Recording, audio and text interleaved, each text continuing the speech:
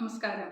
ഈ ഉറക്കമില്ലായ്മ പലപ്പോഴും പല ആരോഗ്യ പ്രശ്നങ്ങളും വർദ്ധിപ്പിക്കുന്ന ഒന്നാണ്. സമീപകാല പഠനങ്ങൾ പറയുന്നത് ഇന്ത്യയിലെ ചെറുപ്പക്കാരിൽ വർദ്ധിച്ച ക്യാൻസർ സാധ്യതയ്ക്കുള്ള കാരണമായിട്ട് ഈ ഉറക്കമില്ലായ്മയെ പറയുന്നുണ്ട്.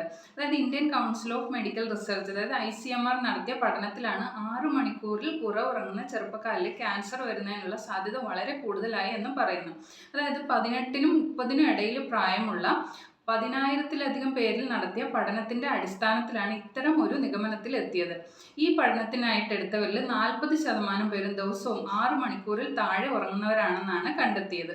എന്നാൽ മതിയായ വിശ്രമം ലഭിക്കുന്നവരുമായിട്ട് താരതമ്യപ്പെടുത്തുമ്പോൾ ഇവരിൽ ഉറക്കക്കുറവ് മൂലമുണ്ടാകുന്ന ക്യാൻസർ സാധ്യത 20% കൂടുതലെന്നാണ് പറയുന്നത്. മോശം ഉറക്കം ശരീരത്തിന്റെ സ്വാഭാവിക സംവിധാനങ്ങളെ തടസ്സപ്പെടുത്തുകയും കോശങ്ങളുടെ കേടുപാടുകൾക്ക് കാരണമാവുകയും ഇത് ക്യാൻസർ സാധ്യത വർദ്ധിപ്പിക്കുകയും ചെയ്യുന്നു. ഇതിന് പരിഹാരമായിട്ട് ചെയ്യാൻ പറ്റുന്ന ഉറക്കത്തിന് കൃത്യമായ ഒരു ഷെഡ്യൂൾ ഉണ്ടാക്കിയെടുക്കുക എന്നുള്ളതാണ്. എല്ലാ ദിവസവും കൃത്യസമയത്ത് ഉറങ്ങാനും ഉണരാനും ശ്രമിക്കുക.